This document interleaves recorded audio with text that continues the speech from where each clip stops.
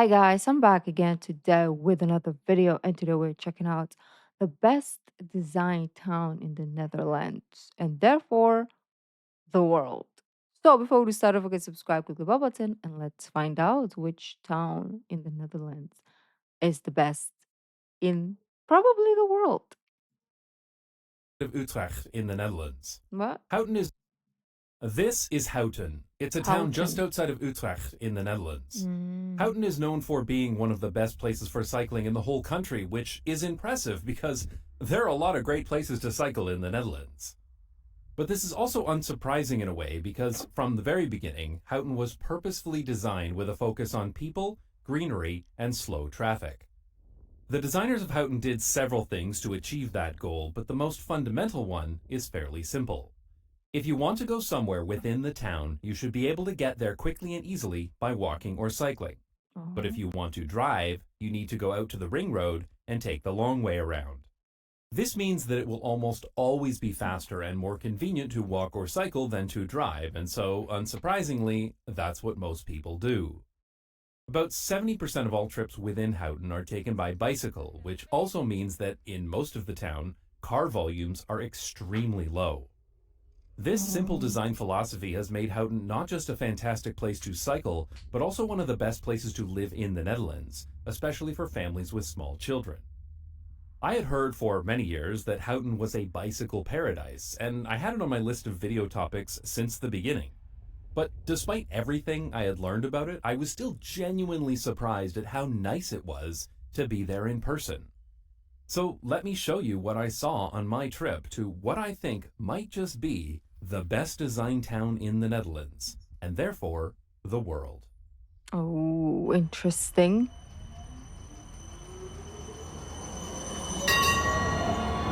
The municipality of Houten was established in the early 1800s, but when plans were drawn up for expansion in the 1970s, the village only had a population of around 4,000 people.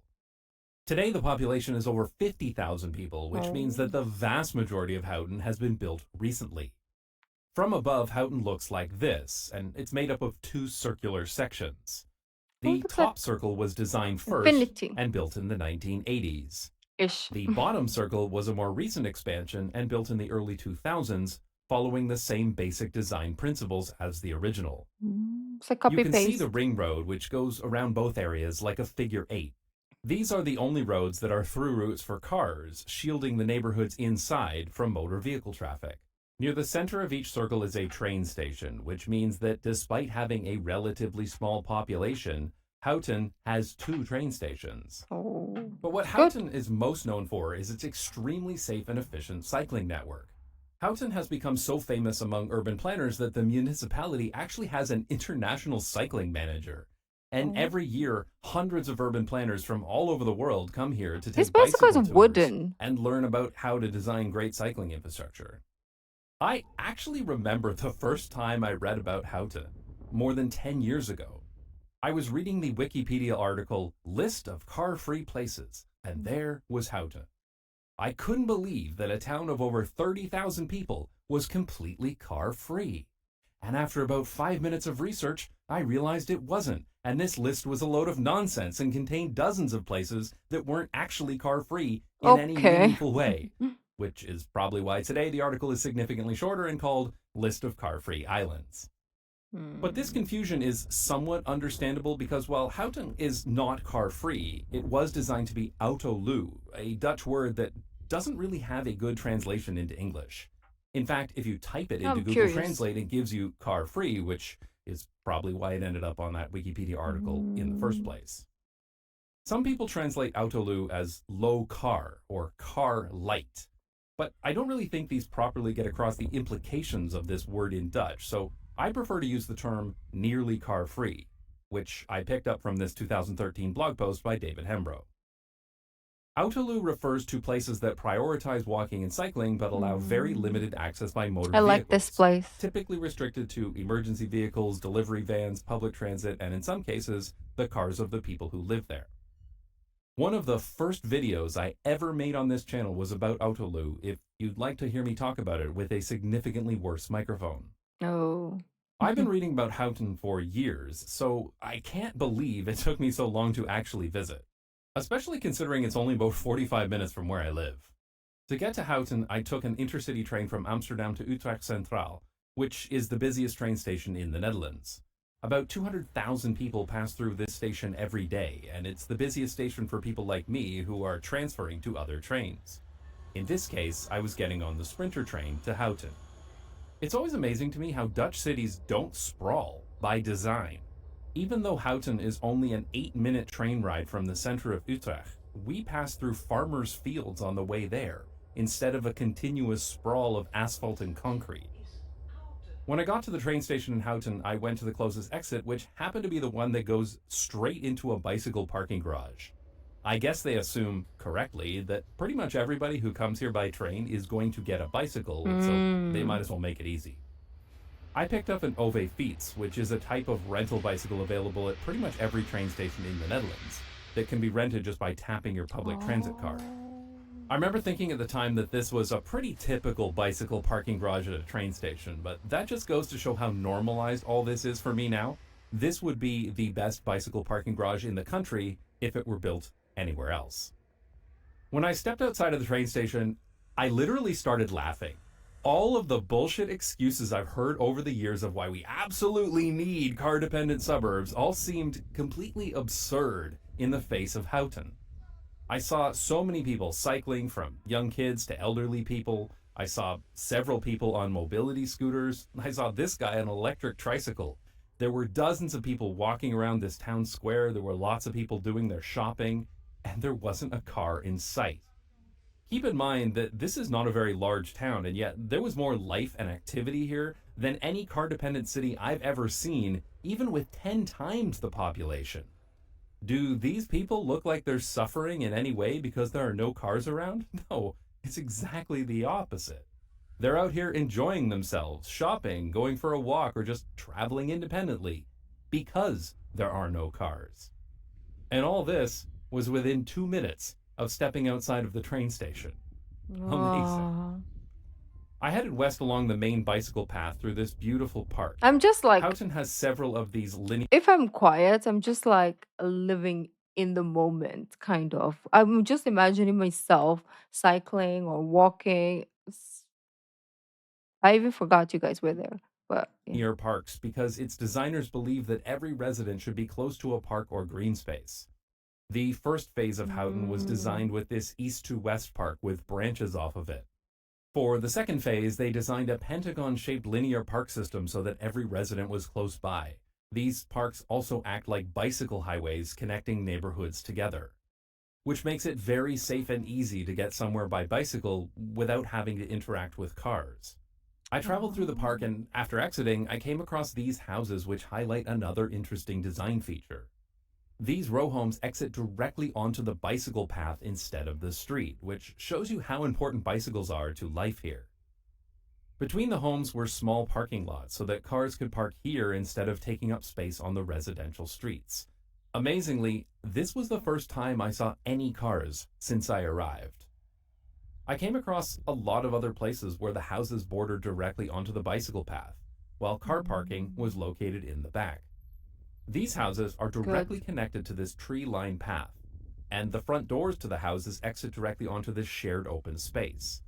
The cars are parked in a shared parking lot on the other side of the houses, and are accessed by a small street that is separate from the bicycle path network. You can imagine how nice it would be to be a kid here and just be able to play outside of your house with all of the other kids nearby, and never have to worry about cars when leaving the house to cycle to school or a friend's house or anywhere else. Houghton has a very wide variety of different housing types. There were some places that had single family homes, but I saw many small apartment buildings and lots of townhouses as well. In North America, urban planners refer to the missing middle because in many municipalities, it has been illegal to build these kind of homes for decades, which is why it's common to see entire neighborhoods made up of only single family homes, or sometimes single family homes with giant apartment buildings nearby, but nothing in between. Having a wide range of housing types is incredibly important for a stable community because it provides different housing at different price points, but also because people's housing needs change over their lifetime. When someone is renting their first home by themselves, they'll prefer a small home or apartment. but then may want to move somewhere bigger when they have a family. And when their kids move out, they may want to downsize to something smaller. Having different housing Mm. options in the same neighborhood means that people can move to whatever type of home they prefer without having to leave their friends and their community behind. But even the places with single family homes were so much nicer than a typical car centric suburb. I saw these houses, which were built right off the cycling path, which is really nice, right? These single family homes in Houghton aren't built on wide suburban streets with useless front lawns. So people here can live in single family homes and still have nearly car free streets that are safe enough for children to cycle on and still be just a short bike ride to a train station as well. The majority of streets in Houghton are bicycle streets. These are streets where cyclists come first and cars are considered guests. Now, there are a Oh. lot of cities that build shared streets, but they often don't work very well and they create a lot of conflict between drivers and people cycling. The reason they work so well here is because car volumes and car speeds are Mm. extremely low due to the Autolua design of Houghton. For example, this is a shared street for bicycles and cars, but the only people who will ever drive here are the people who live in these houses. And since there are only about 10 houses along this street, and because most destinations are easier to reach by walking or cycling, it is very rare that Mm. there will be anybody driving here. Like most streets in Houghton, this street is designed so that the people living here can own cars and can drive here, but this is not a street for through traffic. Anybody Yeah. driving a car here cannot go in this direction because it is blocked off, only allowing Oh. bicycles to go through. So drivers need to take an indirect route via the ring road. Blocking off cars like this is called a modal filter, and they are common all over the Netherlands. And they really should be commonplace in absolutely every city everywhere to prevent car traffic from consuming every Should. street.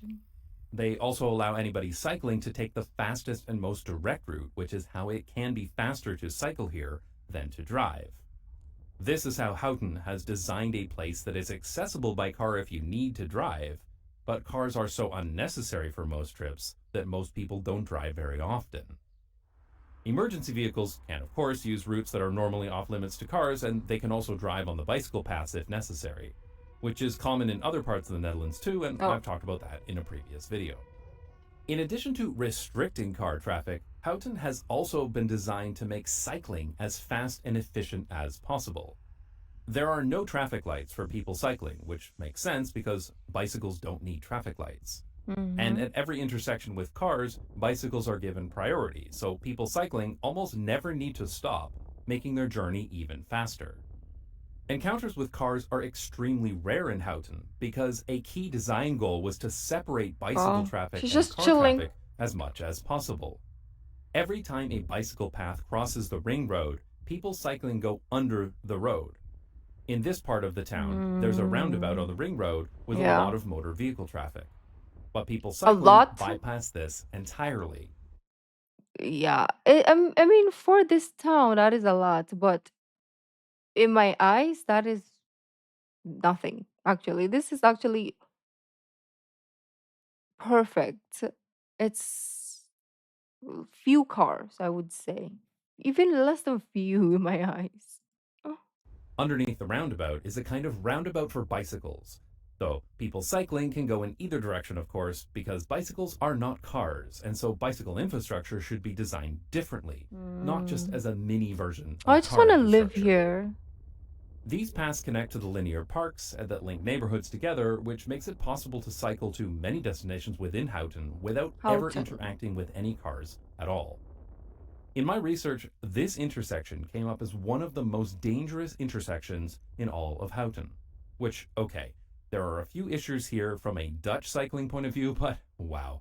I wish we You're a could all kid. live somewhere where this was as dangerous as it gets, I which is why know. you see children, even young children, cycling everywhere in Houghton. Damn, he waited The for a design long of this town time, allows a which high level of never independence for happens. kids, allowing them to go wherever they want without needing their parents to take them there.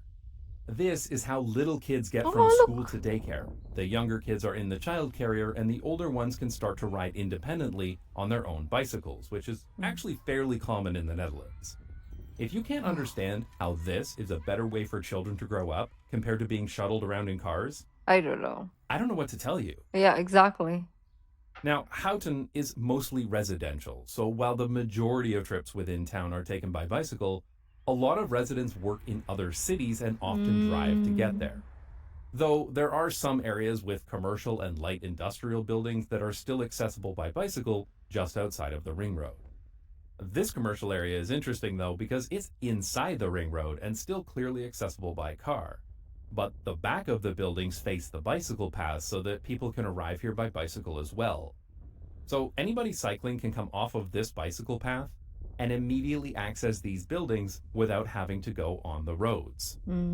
In Houten, Mm. I saw dozens of businesses that had parking lots for cars, but were also right next to the separated cycling network too, making it an easy choice to cycle there. This is another business park within the ring road. Next to the buildings, there is free surface parking for employees and visitors. But these parking lots and the roads connecting them are so much smaller than in car-centric places.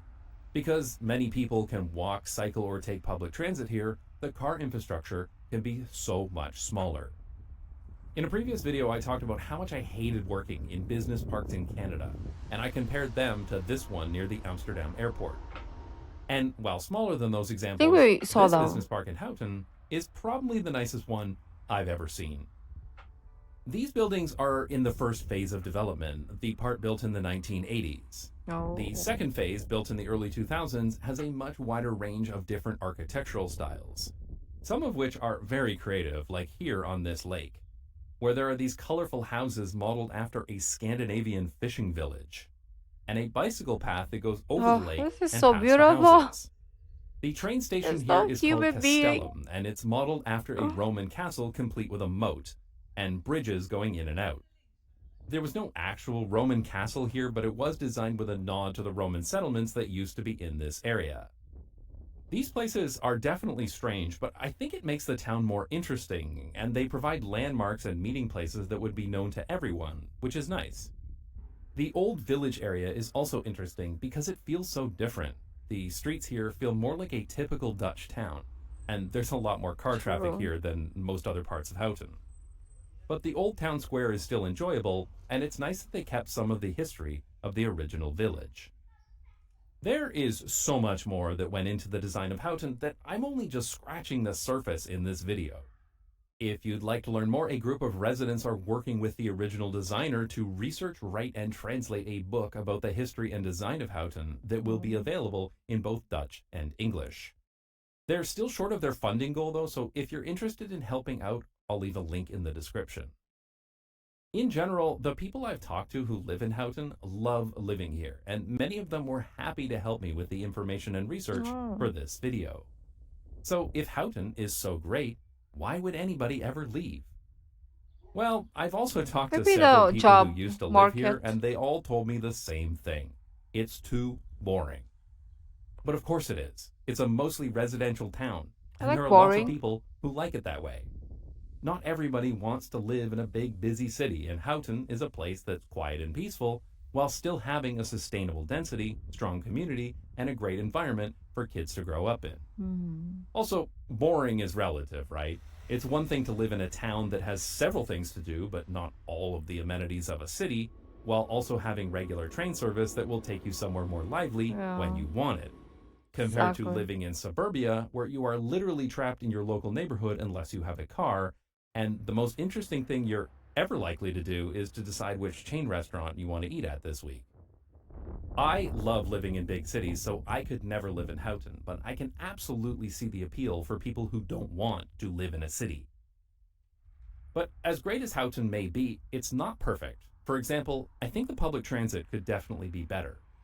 As I mentioned earlier, Houten has two train stations, and it's designed in such a way that every resident is within a 20-minute walk or a 5-minute bike ride to at least one of them, which is great. And it is serviced by several regional bus lines that go to other nearby cities. But since the buses are motor vehicles and mostly constrained to the ring road, it means that buses also have to take the long way around, just like the cars. Bus stops are also very far Not my apart, and problem, to some be bus routes honest. only come every 30 minutes or so. I'm So I sorry. think that Houten could benefit from more buses or even a tram line that connects to destinations within the town without always having to use the ring road. For example, the neighboring towns are connected to Utrecht by LRT with several stops within the town. Technically, Houten used to have a tram, but it was really more of a rail shuttle between the main train station and Castellum, which was shut down once Castellum was converted to a train station. Mm. In general, the area around Castellum station feels more cramped and less inviting than the area around the main train station. And I really don't like how they put the entrance to the parking for the square here. So the area under the train station needs to be accessible by cars and feels very barren and uninviting. But these are minor complaints, and for the most part, the town is designed exceptionally well. There is one thing I absolutely hate about Houghton, though, The and that's bikes? the mopeds in the bicycle Oh, paths. no. This is a Yeah. problem in the majority of the Netherlands, so this isn't something that's unique to Houten. And the history of why mopeds are allowed in the bicycle path is complicated, as are the rules around the different kinds of mopeds and microcars and what's allowed where. Mm. So I'm going to have to save that for a future video. But I think Ooh, the mopeds are saucy. particularly egregious here in Houten because otherwise the bicycle paths are almost perfect. Amsterdam banned mopeds from most bicycle paths in 2019, and while it hasn't completely solved the problem, it has become much, much better since then. Mm. If Houten is not willing to do the same, then at the very least, they need to set up average speed cameras on popular bicycle routes. Because it is absolutely ridiculous how fast people ride these motor scooters, even when they're a little. Exactly. Like, if it is, like, imagine a, it's kind of like riding a bike on a road where cars is the same, is the same thing. It's the same thing, I would say. Okay. Anyways, Kids and elderly people around. it's But less mopeds than aside, when I returned to Amsterdam in the evening, it was really obvious just how much worse it was to the cycle here Philippines, than but it was in Houten. After only a day, I had already become very used to the fantastic cycling infrastructure. The tree lined bicycle paths, connected to Autolua streets, the total lack of traffic lights, and the sound of children playing in the distance. I often see Americans claiming that European cities are the way they are because they're old and designed before the car. This is an absurd claim, of course, because there are lots of great places in Europe that were built long after cars existed. And almost every US and Canadian city was built before cars anyway, with a central train station and walkable neighborhoods connected by streetcar lines. As I've said many times before, North American cities weren't built for the car, they were bulldozed for the car. mm, But it is true that it used to be possible to build great walkable places without designing them at all, because it was the natural outcome of building anything. The term walkable cities didn't exist because what other kind of city would you build? But this fundamentally changed when cars became commonplace. Cars are very large and take up lots of space, so designing for cars results in places that are not built to a human scale. Maryland. Designing car friendly infrastructure necessitates pushing places farther apart to the point where they're not accessible by walking and difficult to cover by public transit. Cars are dangerous, so they discourage travel by bicycle or other methods because people don't feel safe outside of a car. And Mm, cars create a lot of local air and noise pollution too, which makes places unpleasant to be in. And if left unchecked, cars will consume all of the space available, leaving no room exactly. for anything else. All of this means that it isn't possible to build great urban places for people anymore unless you design them in a way that restricts That cars. looks more like And I Philippines. think more than anything, this is Streets. what we should learn from Houghton. Cars are a reality and they're not going So, away, but also, motor vehicles are actually pretty useful sometimes. I think delivery vans are convenient for carrying bulky things, yeah. and I think that fire trucks are a pretty neat invention. I know, burning hot take there. Somebody call the fire department. Technically, the municipality of Houten includes a lot of rural land, but the population density within the ring road is over 5,000 people per square kilometer. That's anywhere from 4 to 10 times as dense as a typical car dependent suburb. And yet, it's Oh. much nicer than any car dependent suburb I've ever seen by a very wide margin. And while Houghton works well on its own as a satellite town, there's no reason why this basic design couldn't work in any city anywhere. If a city built a metro line with stations 2 kilometers apart and put a Houghton style ring around every station, It could provide high density suburban housing while also being a nicer place to live than any other suburb ever built. The Netherlands needs to build more housing again, and Houten is currently drawing up plans for its next phase of development. There are discussions happening now about the Can they future take of this me? space on the east side of town. The current proposals seem promising, but the original designers are no longer involved, so it will be up to a new generation of planners to continue Oh. their legacy. And urban planners everywhere should be watching this closely and studying what elements made this town internationally famous in the first place. Because the world would be so much better if every town and suburb was designed as well as Houghton. Thanks so much for watching. If you'd like to support this channel and get early access to future videos, you can sign up to my Patreon at patreon.com/notjustbikes. Well, he does a good job though. Um, his patron is expensive, but he does a good job, so well deserved. I have a Patreon also, and I do other reactions that don't make it on YouTube if you want to check it out. But on this topic, um, yeah, some people will find it boring because everyone likes different things for a neighborhood that they're going to live in. For me, I like peace and quiet. I like boring. I like walking to the shops. Um, I want or cycling to the shops. And when I have the feeling of, oh, I want to be in the city for a couple of days, I go. But I don't want to live in a city, like in the middle of noise and trains and honking. Not for me. When I was younger, I was like, oh, I want to live in New York. And now I'm like, hell to the no. So this is perfect.